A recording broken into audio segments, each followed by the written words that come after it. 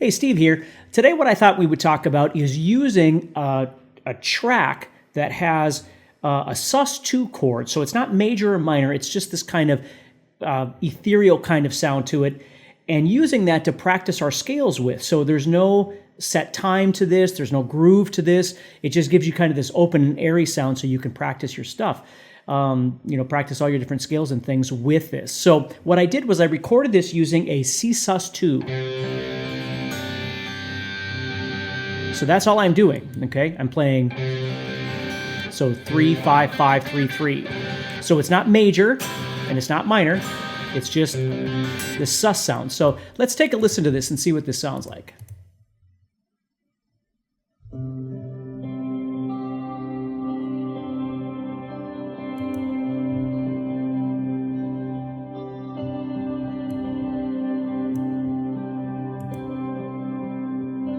All right, and it just does that for a minute. So what you can do with this track is I'm going to go to C here, right here. Let me switch my camera angle here so you can see this a little bit better. Okay. Now I can go to this C right here, and you could do this anywhere, but I'm just going to the 5th string here, and I'm going to do C major.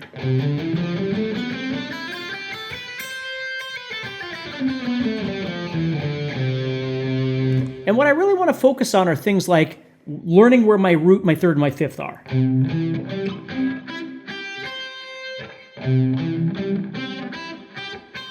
Right? However you like to visualize those sorts of things, and maybe you're doing something else. Maybe you're working on, for instance, trying to focus on the 2 notes that really kind of quantify the major scale Ionian, which is the major 7th and the 4th. And so when you're playing your scale, I mean, you certainly could just play it up and down, but the nice thing about this is you could practice really kind of emphasizing those pitches over the top of that sound. So let's take a listen to this.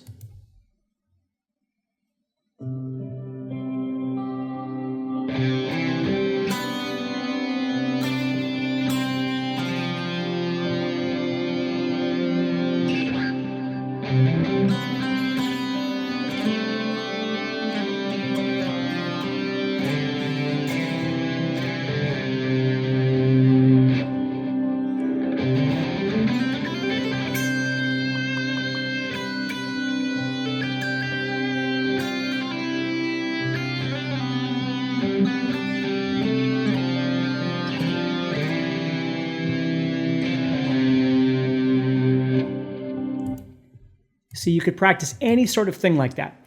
Now, we could try some other things. For instance, maybe you're working on a different mode. Maybe you're working on Lydian with a sharp 4. Okay, so if we were doing that one, Lydian would look like this. So it's the same as major, but it's got the raised 4th.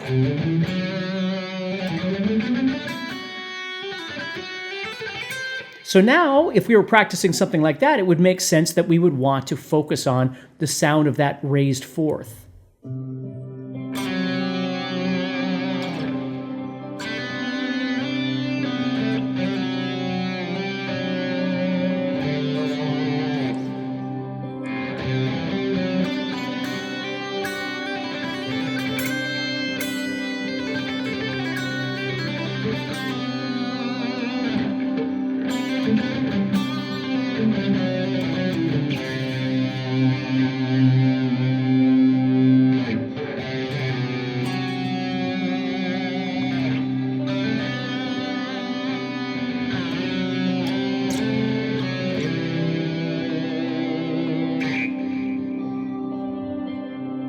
Okay, so you can do that with anything. You could do that with any scale that you want. And so that's the kind of fun of this, is that you're not tethered by tempo and groove and a diatonic chord progression, that sort of thing. You're just looking for sound. You're just exploring the different sounds that you could get with whatever scale. And it doesn't have to be major. You could do minor, right? So I could take, let me switch this again.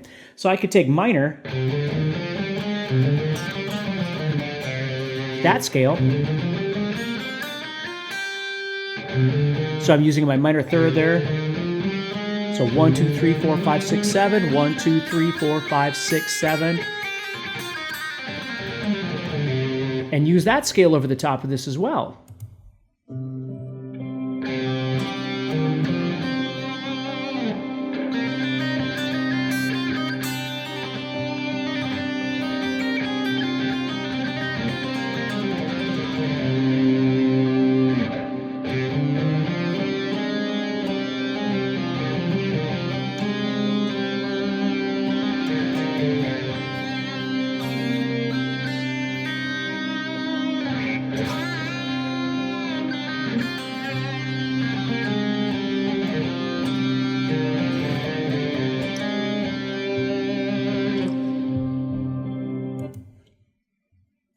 So if that makes sense, you can use any scale. That's the beauty of the sus4, is that as long as it's major or minor, okay, the Locrian scale, or Locrian mode I should call it, probably wouldn't work so well, because with the Locrian we'd need that flatted 5.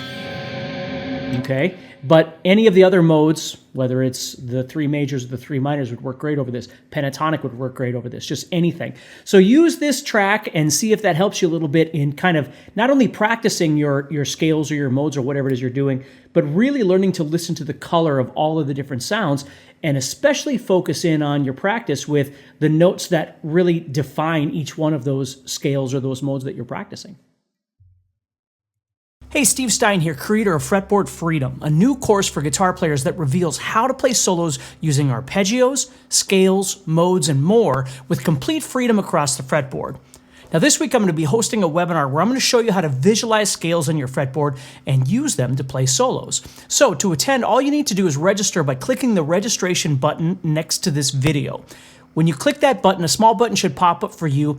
You can see the date and the time for the webinar. Then you simply fill out the contact details so I can email your ticket for this webinar.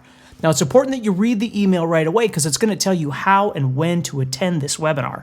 Now once you do that, you're going to be set. So go ahead and click that button to register for the webinar. And just be aware that I only have space for a few hundred people in the webinar at a time, and they do fill up, so make sure that you click the button now to pick the most convenient time for you. I look forward to seeing you in this webinar and sharing these awesome tips with you. Take care.